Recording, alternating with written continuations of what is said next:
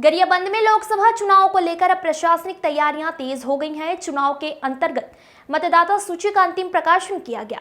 Collector दीपक अग्रवाल ने मतदाता सूची के अंतिम प्रकाशन के संबंध में संयुक्त जिला कार्यालय के सभा कक्ष में प्रेस कॉन्फ्रेंस कर मतदाता सूची की जानकारी देते हुए कहा कि लोकसभा चुनाव में वोटिंग प्रतिशत को बढ़ाने स्वीप कार्यक्रम चलाए जाएंगे। उन्होंने बताया कि 18 से 19 वर्ष के बीच 12,654 मतदाता और 80 वर्ष से अधिक कुल 3,793 मतदाता हैं।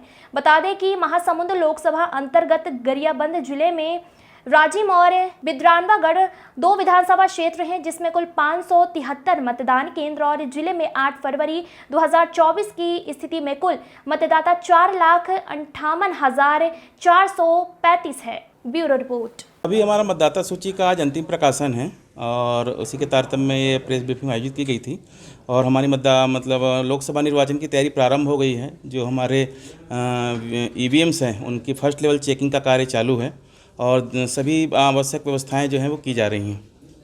अब इसके लिए हम लोग अभी स्वीप का कार्यक्रम बना रहे हैं और कल से हमारे स्वीप के कार्यक्रम सभी जगहों पर चालू हो जाएंगे। इसमें ज़्यादा से ज़्यादा हम लोगों को जागरूक करेंगे कि लोकसभा चुनाव में ज़्यादा से ज़्यादा वो वोटिंग करें।